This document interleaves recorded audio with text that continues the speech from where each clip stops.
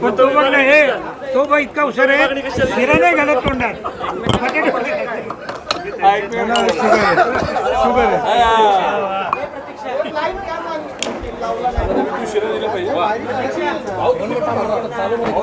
मी आयुष्यभर वसंतपर्यंत शिरा दिलाय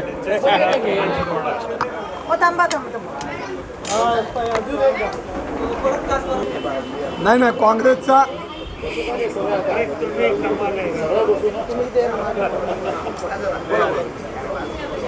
काँग्रेसचं तिकीट मला म्हणजे खरं सांगतो मी कोणाला मागायला बी नाही गेलो पण मी इच्छा व्यक्त केली आणि त्यांनी काय केलं काँग्रेस पक्षाने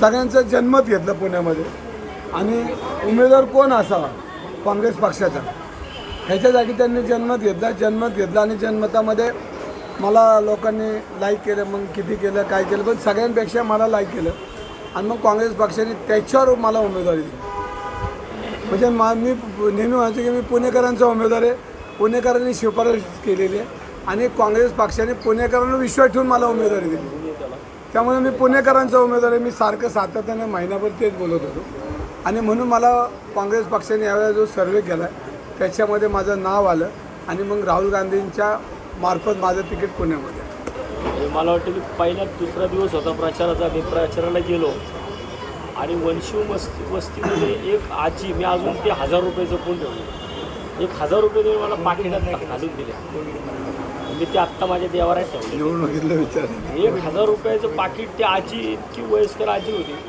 पण तिने बाबा हे 1000 रुपये तुला राहू दे मी हे पैसे तुला राहू दे कसले पैसे म्हणून माझ्याकडनं निवडणुकीसाठी तुला हे 1000 रुपये आणि ते 1000 रुपये आत्ता माझ्या घरी देवाऱ्यामध्ये ठेवलेले मला वाटतं असे अनेक अनुभव त्याच्यानंतरनं पण आले पण तो अनुभव माझ्या आयुष्यामध्ये सगळ्यात महत्त्वाचा आणि मोठा होता हे कारण सुरुवातीला गेलेच मला काही लोक बोलले कारण हा वोट भी देंगे नोट भी देंगे नुसतं बोलण्यापुरतं होतं परंतु जेव्हा मी पहिल्यांदा म्हणजे तिथंसुद्धा मला वंशिव वस्तीवरती मला बोलवलं मी गेलो नाही मला तिथून फोन आला मी तिकडे गेल्यानंतर मला ते पाकिट निघताना रस्त्यामध्ये मला ते 1000 रुपयाचं पाकिट मिळालं ते आजीकडे तो माझ्यासाठी माझ्या आयुष्यात खूप 30 वर्ष झालं मी निवडणुका लढतो आणि प्रत्येक वेळेला अनुभव वेगळा असतात आमच्या शनिवारपेठेचं एक दातार कुटुंब आहे आणि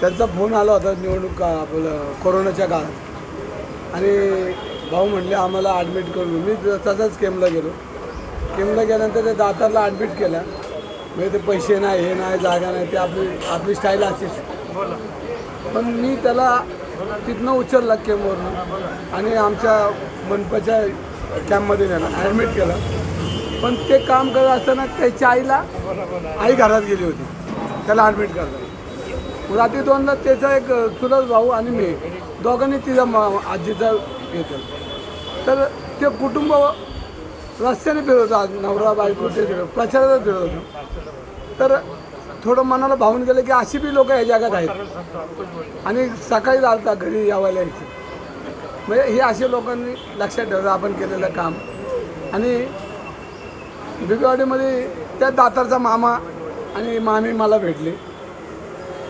माझ्याबरोबर आबाई झाजेड होते त्यांनी रस्त्यावर ताट आणलं वावळ्याला ताट आणलं आणि त्यांनी सांगितलं की मी दातारचा मामा मामी आबाई झाजेडच्या हातात त्यांनी पाकिट दिलं की तुम्ही या निवडणुकीत खर्च करा आबाई झाजेडनं या निवडणुकीत तुम्ही खर्च करा आणि त्या म्हाताऱ्याने ओवळलं म्हणजे असे अनेक किस्से आहेत म्हणजे हे काही एक नाही लाखो किस्से आहेत पण हा किस्सा का सांगितलं ते कोरोनाच्या काळात केलेलं काम लोक जाणीव ठेवलं मी चंदननगरला गेलो इकडं गेलो तर चंदननगरला गेलो तर तिथं काय माझ्या ओळखीचे भेटले एक जण म्हटलं तुम्ही यवतला उभे होते मला चहा पाजला होता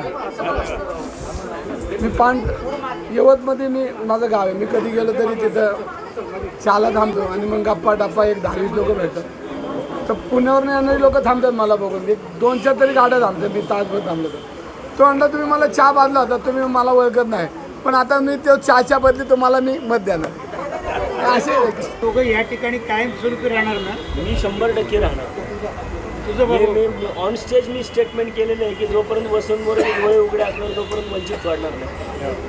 तुमचं काँग्रेसचं काय बघा मी शिवसेनेत होतो, शिवसेना बरोबर होती माझ्या, मनसेत होतो, मनसे बी माझ्याबरोबर होते आता निवडणुकीत. शेवटी एक परिवार आणि एक कुटुंब म्हणून आम्ही राहिलेलो आहे. शिवसेनेत बी कुटुंब म्हणून, आणि ज्या वेळेला मी पक्ष सोडला त्या मी त्या जुन्या पक्षावर कधी टीका नाही केली आणि करणार बी नाही. मी तात्यांना बी सांगितलं की तुम्ही बी टीका करू नका, वाईट बोलू नका. एक मित्र म्हणून सल्ला दिला, त्यांनी ते त्यांचं ठरवलं. नाही, मी पक्षावर नाही टीका केली, मी लोकांवर टीका केली. तर विषय असा होता की परिवार म्हणून राहिलो, कुटुंब राहिलो, एका ताटात खाल्लं, बसलो, उठलो, सुखदुःखाला गेलो, आजही जातो. आणि काँग्रेसमध्ये तर मला तुम्हाला सांगतो, काँग्रेसने आमदार केला, काँग्रेसने लोकसभेचं तिकीट दिलं. म्हणजे आता कुठलाही माणूस, आता माझं वय बी 54 आहे, अजून एक 7-10 वर्षांनी मी बी काय नाही कार्यकर्ता राहिला असं नाही पण आता काँग्रेस आलबेल आहे आणि काँग्रेसचे दिवस चांगले आहेत. सर्व समावेशक सगळं राजकारण. आपण पूर्वीबद्दल जरी शिवसेनेत होतो तर सर्व जाती धर्माला घेऊनच जात होतो. म्हणजे असं नाही की आपलं कुठला काय एक अजेंडा होता, आणि तोच अजेंडा काँग्रेसमध्ये. आणि आपण बघितलं असेल तर 70 वर्षामध्ये अनेक निवडणुका झाल्या. एक समजा आज भारतीय जनता पार्टीची सत्ता ती कायम राहणारी असं नाही आहे.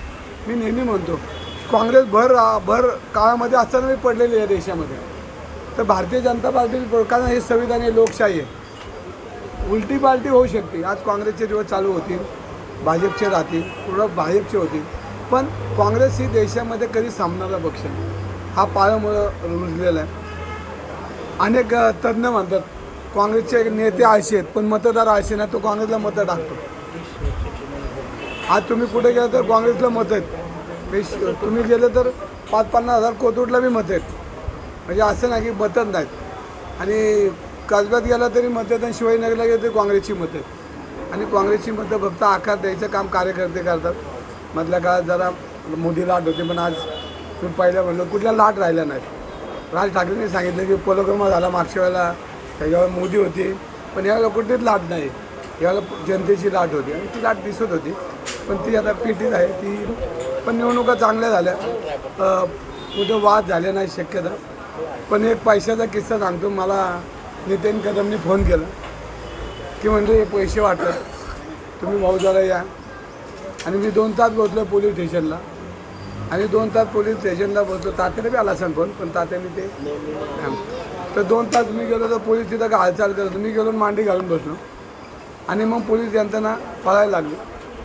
परंतु जमाबंदीचा जे भाजपची लोक तिथं जमून ओरडत होते ना, त्यांच्यावर गुन्हा नाही दाखल झाला, माझ्यावर दाखल.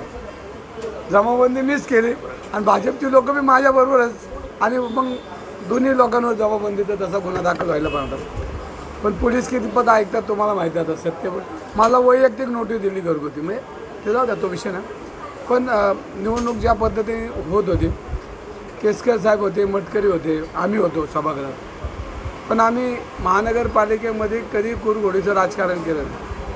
म्हणजे मी शिवसेना होतो तरी मटकरी साहेब, आम्ही केसकर साहेबांकडं सल्ला विचारायला जायचो, आम्ही छाजेटांकडे जायचो, आम्ही बागवेंकडे जायचो, आम्ही अनिल भोसलेंकडे जायचो, पण कधी आमच्यामध्ये कुटुता नव्हती. पण या 10 वर्षामध्ये कुरघोडीचं राजकारण चालू आहे. म्हणजे उद्या मी नेहमी म्हणतो केसकर सभागृहात आले की सभागृहात थांबायचं, आणि थांबल्यानंतर सभागृहातल्या काय भूमिका पक्षाच्या मांडायच्या, पण मांडल्यानंतर आम्ही एकत्र ज्यावेळेला बसायचो त्यावेळेला ते फक्त सभागृहाच्या चौकटीच्या आत ते असायचं. इथं सभागृहाच्या बाहेर बी कुटुंबता निर्माण होती, एकमेकाचे वैयक्तिक वार करायला लागले. म्हणजे तुम्हाला सांगतो बजेट देण्यापासून वातावरण खराब झालं. अण्णा बी होते काँग्रेसकडं, त्यांना असं वाटलं की एखादा काँग्रेसचा शिवसेनेचा कार्यकर्ता आहे, भाजपचा कार्यकर्ता आहे, तर त्याला ते एखादा वाढ जर फोडायचा असेल तर त्याला विसरून फोडायचे की तुला कसा पाहिजे वाढ, त्याचे साक्षीदार आहेत. वाढ एखादा मतदारसंघ फोडायचा तरी ही लोक म्हणायची अरे हा कार्यकर्ता चांगला, ह्याला मदत केली पाहिजे. विरोधक असला तरी, तर आज ती परिस्थिती नाही राहिली. आज त्याला चिरफाड कशी होईल, तो उद्ध्वस्त कसा होईल, त्याच्या घरावर नांगर कसा फिरेल, असलं राजकारण आत्ता झालेलं आहे. हे मी नेहमी सांगतो. काँग्रेसवाल्यांनी असं राजकारण केलं ना, आम्ही शिवसेनेत होतो, बोलून विचारायचे तुला काय अडचण आहे, तुला बजेट नाही का, तुला काय काम करायचं आहे, तुला वैयक्तिक काय अडचण आहे का, हे काँग्रेसच्या काळामध्ये विचारलं जायचं आमच्या विरोधकांना. आम्ही हे आहेत केसकर बी साक्षीदार आहेत. आम्हाला बोलून सांगायचे की हे तुला अडचण आहे तर आम्ही करतो. इथं जे बजेट आलं तेच कट करायची सुरुवात झाली, उलटच चालू आहे सगळं. म्हणजे असं राजकारण या पुणेकरांनी बघितलं नाही. एक ते दुःख वाटतं. मी एकाकी लढलो, परंतु मी कधी थांबलो नाही. अगदी सकाळी 7 वाजल्यापासून ते रात्री 2 वाजेपर्यंत सातत्याने मी प्रचारामध्ये होतो. आणि मला वाटते की सोशल मीडियाचा जास्तीत जास्त वापर मी या यंत्रणेमध्ये केला. कोपरा सभा असतील, माझ्या सोशल मीडियाच्या माध्यमातून जवळजवळ 96 कोपरा सभा झाल्या. आणि या 96 कोपरा सभेमध्ये रोज माझ्या 18 कोपरा सभा होत्या त्या लाईव्हमध्ये. मी एका ठिकाणी एका मतदारसंघात मी 3 कोपरा सभा घेतो, परंतु त्या पाहताना रोज 18 कोपरा सभा माझ्या चालू होत्या. आणि 7-8 दिवसाच्या या 7 ते 8 दिवस मी माझ्या या सगळ्या कोपरा सभा झाल्या. आणि त्याच्या माध्यमातून मी जी काही विकासाची कामं केली, ती विकासाची कामं मी अगदी सुरुवातीच्या दिवसापासून मी सांगत होतो की मला निवडणूक कोणत्याही परिस्थितीमध्ये मी स्थानिक लेवलच्या मुद्द्यांवरती लढणार, पुणेकरांच्या प्रश्नांवरती लढणार. आणि मला वाटतं की त्यामुळं लोकांनी जास्त महत्त्व दिलं नाही. आणि एवढा मोठा मतदारसंघ आहे, मी शेवटच्या टोकापर्यंत अगदी वडगाव शिंदे असेल, मांजरी असेल, लोगाव असेल, फुलेवाडी असेल, ह्या भागामध्ये मला वाटत नाही की कोण पोचलं असेल त्या भागामध्ये मी पोचलो. रात्री 12-1 वाजेपर्यंत लोक माझी वाट बघत होती. विशेषतः मला वंचित बहुजन आघाडीने प्रचंड प्रेम दिलं, जे माझ्या पूर्वश्रमीच्या पक्षामध्ये सुद्धा मला कधी मिळालं नाही. जे 18-20 वर्ष जिथे मी राहिलो त्या ठिकाणी जेवढं प्रेम मिळालं नाही तेवढं 32 दिवसामध्ये मला वंचितमध्ये मिळालं. लोकांनी अक्षरशः विशेष म्हणजे मला 1000-500 रुपये मला पैसे दिले. पाकिटं मी सगळी पाकिटं जपून ठेवली होती. आणि खऱ्या अर्थानं लोक सांगायचे की हा वोट भी देंगे नोट भी देंगे. त्याप्रमाणे वंचित बहुजन आघाडीच्या लोकांनी मला चांगले पैसे दिले. मला ते मी त्या पैशातूनच ससून हॉस्पिटलमध्ये मी 5 व्हीलचेअर आणि 5 स्ट्रेचर बाळासाहेब आंबेडकरांचा वाढदिवस होता त्या दिवशी. आणि एकंदर स्वतःचं मतदान नसताना मी लढवलेली निवडणूक ही माझ्यासाठी खूप मोठा अनुभव घेऊन आली. कारण आत्तापर्यंतच्या 3 महानगरपालिका, 2 विधानसभा त्यांनी स्वतःच्या मतदारसंघात लढवल्या. परंतु आता मी बाहेरून कात्रज भागातून इकडे येत होतो. रोजच्या रोज जी यंत्रणा राबवत होतो, या सगळ्या यंत्रणेवरती कुठली कमर्शियल यंत्रणा राबवली नाही. अगदी स्वतःच्या फेसबुकच्या पोस्टसुद्धा मी स्वतःच ट्रेडिंग करत होतो. आणि मला वाटतं की हा माझ्यासाठी एक चांगला अनुभव होता. आणि एकंदर जे मी 4 विधानसभा कॉन्सन्ट्रेट केल्या होत्या, त्याच्यामध्ये मग कॅन्टोन्मेंट असेल, वडगाव शिरी असेल, छत्रपती शिवाजीनगर, पर्वती, 4ही विधानसभा मतदारसंघामध्ये अपेक्षित असणारं मतदान मला होईल. माझा अंदाज साधारण 4 लाखाच्या आसपास मतदान मी पुणे शहरामध्ये आत्ता या लोकसभेला घेऊ शकतो. त्यामुळे मला खात्री आहे पुणेकरांनी यावेळेस खऱ्या अर्थाने कुठल्याही विषयाला महत्त्व न देता विकासाला महत्त्व दिलं आहे. आणि स्थानिक लेवलच्या मला वाटतं की मी जर स्थानिक लेवलचा प्रचार हा माझ्या सोशल मीडियाच्या माध्यमातून केला नसता तर कदाचित ही निवडणूक अयोध्येपर्यंत गेली असती, 370ला गेली असती, CIAला गेली असती. परंतु स्थानिक लेवलला आम्ही उतरल्यामुळं इकडं अगदी शेवटच्या दिवशीची माझी कोपरा सभाची कुसावटी चौकात झाली. अगदी 5:30 वाजून गेले तरीसुद्धा फडणवीस साहेबांना तिकडे सभा घ्यावी लागली. राजसाहेब इकडं सभा घेतली, मोदी साहेब सभा घेतली, सगळ्यांनी मोठ्या लोकांनी इकडे सभा घेतल्या. मला वाटतं की त्यासाठी कारणीभूत वंचित बहुजन आम्ही जर या निवडणुकीमध्ये नसतो तर पहिल्याच दिवशी भारतीय जनता पार्टीने जी काही वर्गणी केली होती की आम्ही एकतर्फी मारणार, 100% त्यांनी एकतर्फी दिशेने ती निवडणूक घेतली असते. परंतु तसं काय होणार नाही. जो कोणी या निवडणुकीमध्ये विजयी होईल, मी असेल, भाऊ असेल किंवा अण्णा असेल, 20-25 हजाराच्या पलीकडे कुणीही जाणार नाही. जो विनिंग जो होता पूर्वी 3 लाख 3.5 लाख असा काही होऊ शकत नाही आहे. तो विनिंग हा फक्त 25 ते 30 हजाराच्या आतमध्ये जो कोणी असेल तिघांमधला तो 25-30 हजाराचाच विनिंग असू शकतो, माझा अंदाज.